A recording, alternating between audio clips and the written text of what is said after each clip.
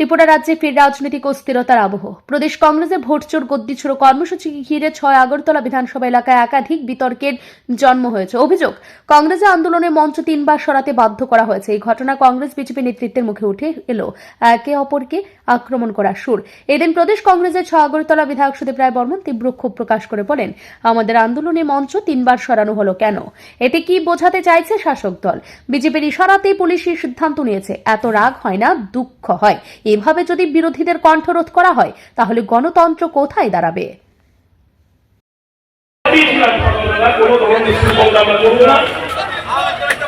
আমরা সুশৃঙ্খল কংগ্রেস দল 15 days before আমি বিজেপি সুশৃঙ্খলতার পরিচয় দিয়েছে, কিন্তু পুলিশ প্রশাসনকে আমরা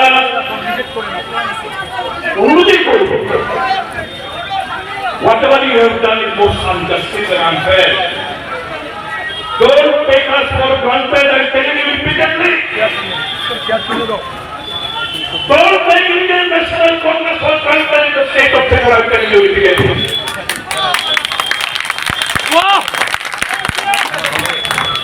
आपको शर्म आना चाहिए। उस मंडल का कुछ लोग ऑब्जेक्शन दिया और आपने बुक कीपिंग किया उन लोगों का। 3 दफे हमारा समय आपने चेंज करवाया। मेरे थोड़ी देर पहले आपसे फाइनल बातचीत हुआ, आपके कहने के मुताबिक हमने वो जगह चुना है। फिर आके देखा हम अपने मंच तोड़ के हाथ लगा दिए। क्या बात है? जबरदस्ती है क्या? ये बयान करता है कि आप इस वोटिंग का पूरे प्रदान कर रहे हैं। कुछ बीजेपी का चमचे लोग संपत्ति पूजा को लेकर ऑपरेशन डाला और आप लोग इस वोटिंग के साथ इनके सामने झुक गए। অন্যদিকে বিজেপি সহ সভানেত্রী তথা ৬ আগরতলা প্রতিনিধি পাপিয়া দত্ত এর পাল্টা বক্তব্য, সার্কিট হাউসের কাছে আমাদের দলের পক্ষ থেকে গণেশ পুজোর আয়োজন করা হয়েছিল। সেই স্থানে কংগ্রেস এসে প্যান্ডেলের পেছনে স্টেজের তৈরি করেছে। এতে যে কোনো সময় অশান্তি ছড়িয়ে পড়তে পারত। মোটেই ভালো উদ্দেশ্য কংগ্রেস এই আয়োজন করেনি। ভবিষ্যতে এমন কাজ না করার জন্য আমি স্পষ্ট সতর্কবার্তা দিচ্ছি।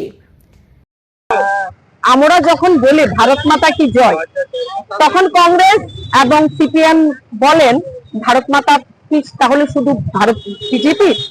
আমরা যখন বলি গণেশজি কি গণপতি বাপ্পা মরিয়া, তখনও সিপিএম কংগ্রেস বলেন গণেশজি কি শুধুমাত্র বিজেপির। আমরা যখন বলি জয় শ্রীরাম, তখনও বিরোধীরা যারা আছেন এই রাজ্যে বলেন যে ভারতীয় জনতা পার্টির কিনা শুধুমাত্র রাম। কিন্তু বিভিন্ন ঘটনায় আজকে দেশ এবং রাজ্যের যারা বিরোধী দল, সেটা সিপিএম বলুন, কমিউনিস্ট বলুন, কংগ্রেস, তারা বিভিন্ন ঘটনায় তারা প্রমাণ করে দিয়েছে যে তারা রাষ্ট্র বিরোধী, তারা ঈশ্বর বিরোধী, তারা ভগবানকে মানেন না এবং এই যে আধ্যাত্মিক ভারতের যে মূল, সেটাকে তারা বিশ্বাস করেন না।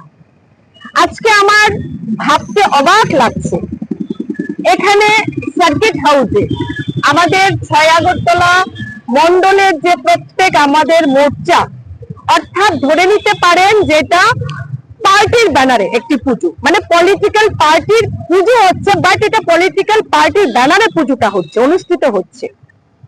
আমরা পারমিশন নিয়েছি, শুধুমাত্র একটি পারমিশন না, যেহেতু এটা ভিআইপি রোডের পাশে অবস্থিত জায়গা, আমরা এএমসির মাধ্যমে টিএনজিসিএল বলুন, ইলেকট্রিসিটি বলুন, পাওয়ার ডিপার্টমেন্ট বলুন, বিভিন্ন জায়গায় আমরা সত্তাসীন পার্টি, বাট আমরা রুলস ফলো করি। ঘটনা জেরে সার্কিট হাউস এবং বুদ্ধ মন্দির এলাকা ঘিরে কিছুক্ষণের জন্য উত্তেজনা তৈরি হলেও উপস্থিত এনসিসি থানা ও পশ্চিম থানার আধিকারিক সহ বিশাল পুলিশ বাহিনী পরিস্থিতি নিয়ন্ত্রণে আনতে সক্ষম হয়। রাজনৈতিক মহলের মতে কংগ্রেসের এই কর্মসূচিকে মূলত বিজেপির বিরুদ্ধে জনমত তৈরি করার কৌশল। অপরদিকে বিজেপি চেষ্টা করছে কংগ্রেসের এই উদ্যোগকে অবাঞ্ছিত রাজনৈতিক নাটক হিসেবে তুলে ধরতে। ব্যুরো রিপোর্ট, ঋদ্ধি নেটওয়ার্ক।